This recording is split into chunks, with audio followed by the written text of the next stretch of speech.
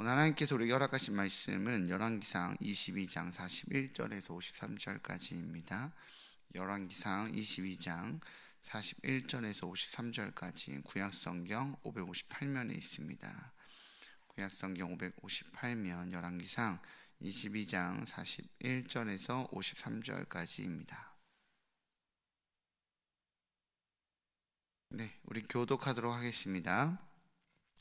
이스라엘의 아합 왕 제4년에 아사의 아들 여호사밧이 유다의 왕이 되니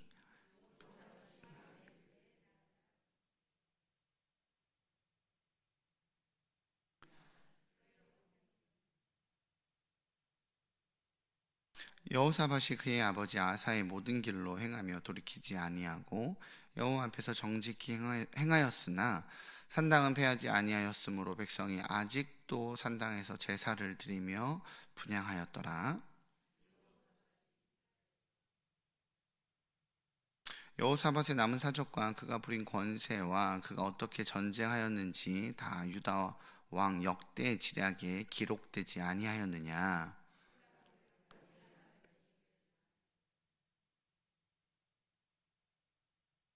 그때 에돔에는 왕이 없고 섭전 왕이 있었더라.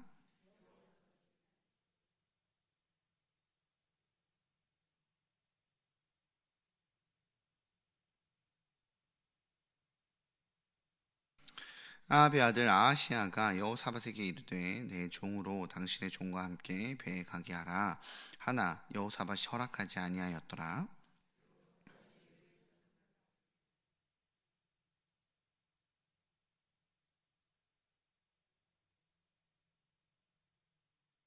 유다의 여호사밧 왕 제17년에 아합의 아들 아하시아가 사마리아에서 이스라엘 왕이 되어 2년 동안 이스라엘을 다스리니라.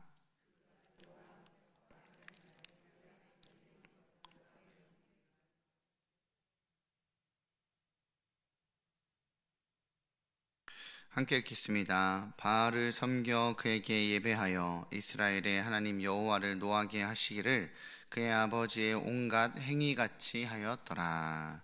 아멘. 1874년 11월에 미국의 전도자 D.L. 무디는 영국 옥스포드 대학에서 말씀을 전하게 되었습니다. 무디는 굉장히 설득력 있는 강사였지만 교육을 많이 받은 사람은 아니었습니다. 그리고 영국 사람들이 조롱하는 이 미국식 말투를 가지고 있는 사람이었습니다. 이런 무디를 보고 학생들은 그의 문법을 조롱하고 그의 억양에 웃음을 터뜨렸으며 그의 메시지를 폄하하고 있었습니다.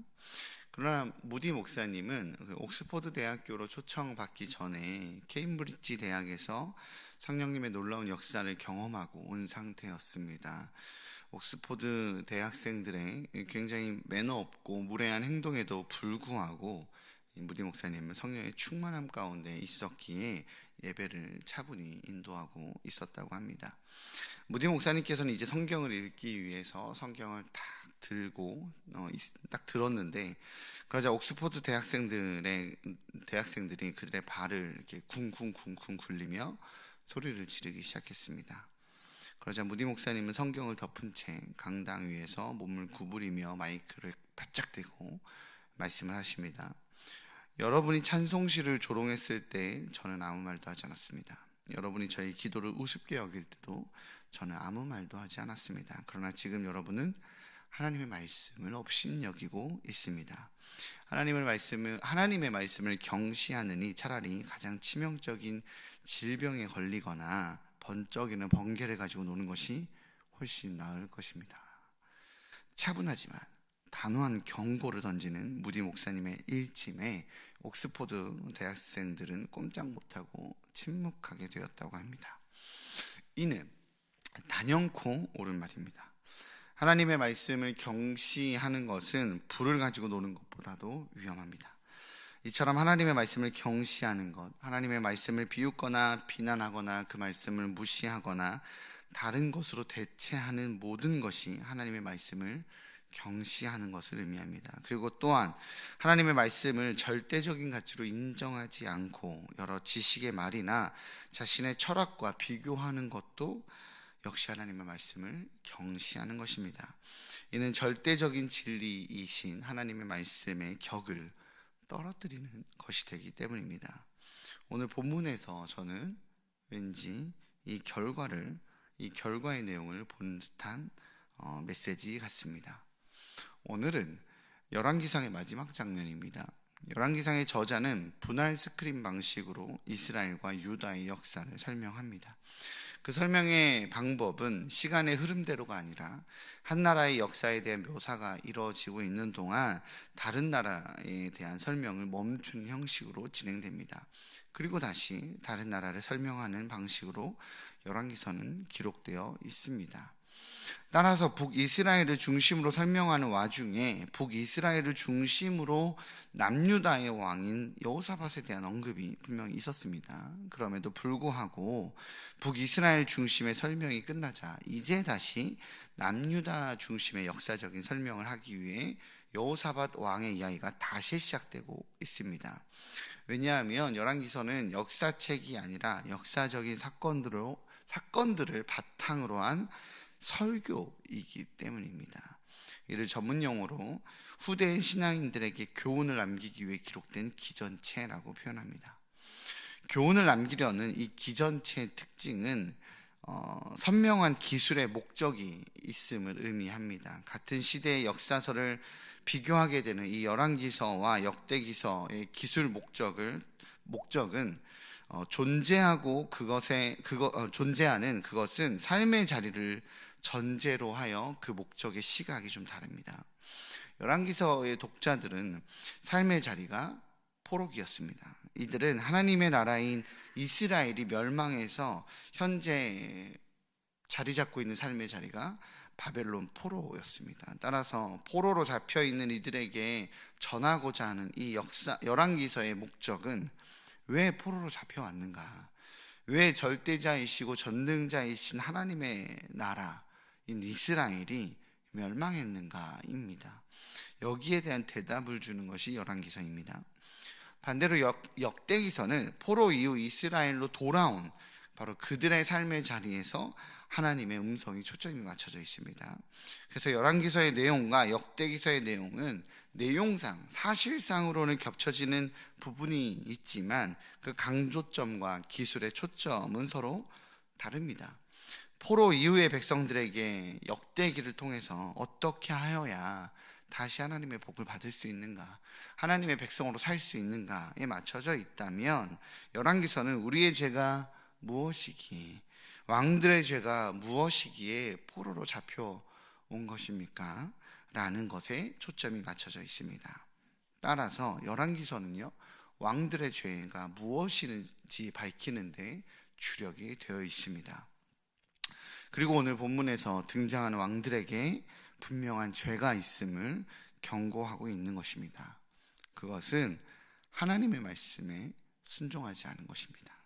하나님의 말씀에 온전히 순종하지 않은 것입니다.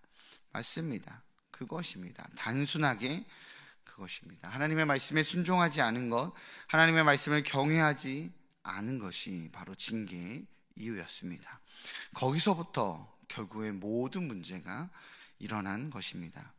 제가 오늘 하고 싶은 말의 뉘앙스가 조금 이해가 되시나요?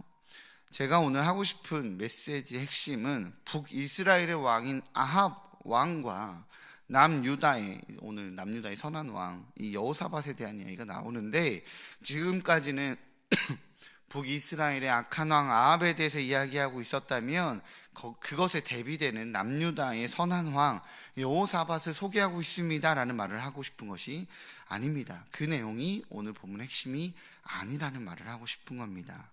오늘 전하고자 하는 말의 핵심은 남유다의 선한 왕 여호사밧조차도 남유다의 멸망에 일조한 존재라는 것을 말하고 싶은 것입니다.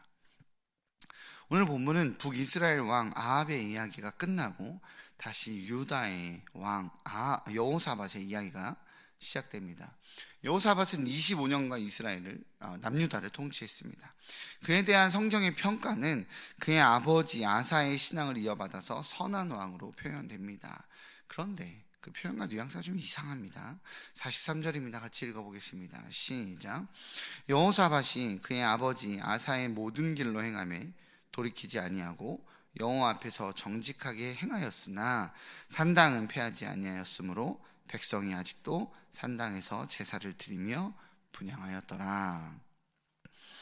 여호사밧은 그의 아버지 아사의 길로 행하며 여호와 앞에서 정직하게 행하였습니다. 그래서 훌륭한 왕 같습니다. 아니, 훌륭한 왕 맞습니다. 분명히 선한 왕 맞습니다. 그러나 그는 산당은 폐하지 않아서 백성들이 산당에서 제사를 드리며 분향했다고 성경은 기록하고 있습니다. 이는 백성들의 우상 숭배를 묵인한 것으로 성경은 이러한 여호사밧을 향해서 아쉬워하는 뉘앙스로 그 말끝을 흐리고 있는 것을 우리는 보게 됩니다. 물론 선포한 대로 여호사밧의 의로움과 선함을 칭찬하는 장면이 분명히 나옵니다. 46절에 의하면 그는 아사의 시대에 남아 있었던 이 남색하는 자들을 쫓아냈다라고 기록하고 있습니다. 남색하는 자라는 말의 뜻은 이방 산당의 제사장을 말합니다. 당시 이방 제사는 음란과 연결되어 있었습니다. 그렇기에 산당에 들어가서 사람들이 제사하는 이방 제의를 하는 방식은 그곳에서 성행위를 하는 것을 의미했습니다. 남성이 제사하러 들어오면 그 남성을 받아주는 여사제가 있었습니다. 반대로 여성이 들어오면 그 여성을 받아주는 남사제도 있었겠죠. 거기서 끝났을까요? 아닙니다. 남자가 들어오면 그 남성을 받아주는 남사제도 있었습니다. 사실 대부분의 남사자의 상대는 남자였습니다. 그들이 남색하는 자들입니다. 이방 산당은 동성의 근원지였습니다. 여호사밧은 그들을 모두 쫓아냅니다. 잘했습니다. 이건 진짜 아니다 라고 하는 영역을 밀어내는 데는 성공했고, 밀어냈지만 산당은 없애지 않았습니다. 아쉬운 모습이죠. 또 여호사밧이 칭한 지적은 에돔을 수복하는 것입니다. 에돔은 사실 다윗 때에서부터 이스라엘의 속국이었습니다. 그러나 솔로몬의 우상 숭배로 인해 하나님께서 에돔의 왕손 하닷을 일으킴으로 독립을 깨게 하였습니다. 그런 에돔을 여호사밧이 이번에 속국으로 만들고 섭정하게 되었습니다. 즉 여호사밧은 통일 왕국 때의 영광과 능력을 조금씩 회복하려는 시도를 한 것입니다. 그리고 여호사밧은 거기에 멈추지 않고 이 에돔을 정복함으로 다시 해상무역을 회복시키려 했습니다. 그런데 결론은 실패였어요. 48절과 49절입니다. 같이 읽어보도록 하겠습니다. 48절에서 49절 시작.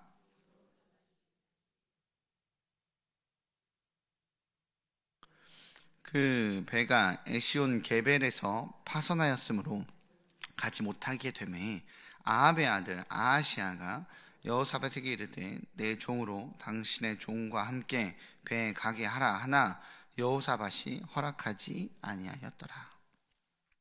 솔로몬의 통일왕국 때 또한 솔로몬의 지혜와 통일왕국의 강성함이 넘칠 때에 이스라엘은 다시스의 선박을 제조하여 오빌로 금을 구하러 많이 무역을 행하곤 했습니다. 그때에 대한 성경의 표현은 이스라엘의 금이 너무 넘쳐서 너무 많아서 은을 귀하게 여기지 않았다라고 말합니다. 그만큼 무역은 활발했고 이스라엘은 풍요로웠습니다. 그런데 그때 영광을 다시 회복시키려고 여호사밧은 시도하지만 여호사밧은 실패했습니다. 그때 영광을 회복하려 했었던 꿈은 물거품이 됩니다. 겨우 건조한 배가 에시온 게벨에서 파선되어 버렸기 때문이죠. 그리고 그 이야기는 역대기서에 다시 등장합니다. 역대기서에서는 이 다시스의 배가 파선된 것에 대한 이유를 하나님께서 행하신 일이라고 말합니다. 하나님이 여호사밧의 앞길을 막은 것입니다. 여호사밧이 회복시키고자 한 솔로몬 왕 때의 영광을 하나님이 막은 것입니다. 역대하 20장 37절은 이렇게 말합니다. 마세라 사람 도다 와후의 아들 엘리에셀이 여호사밧을 향하여 예언하여 이르되 왕이 아하시아와 교제함으로 여호와께서 왕이 지은 것을 파하시리라 하더니 이에 그 배들이 부서져서 다시스로 가지 못하였더라.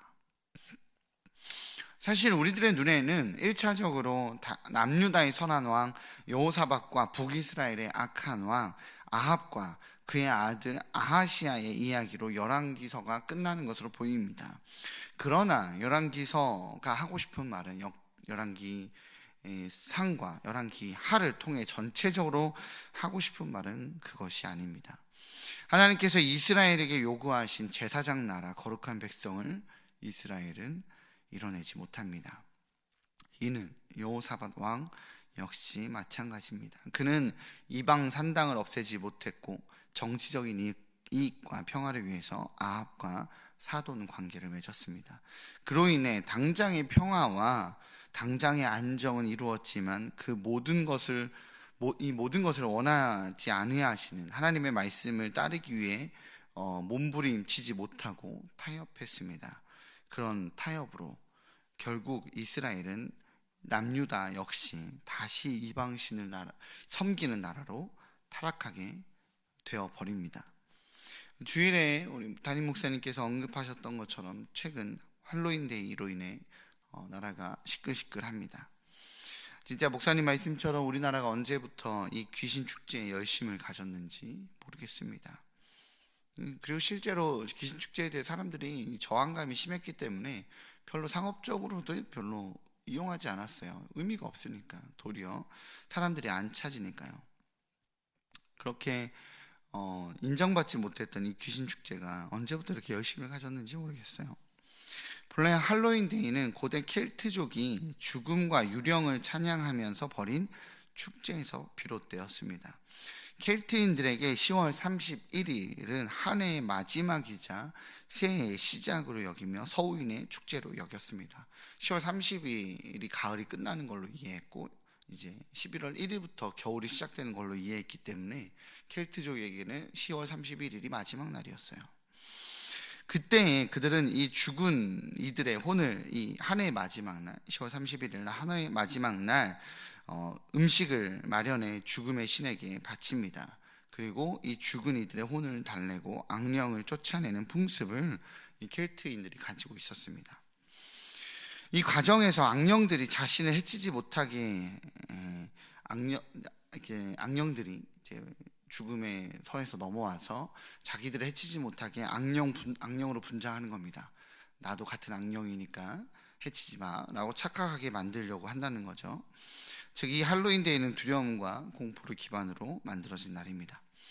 이런 풍습을 가지고 있었던 켈트족이 중세 기독교의 확장으로 기독교에 넘어갑니다. 그 지역이 이제 식민지 정책과 기독교의 확장으로 인해서 지배를 당하게 되죠.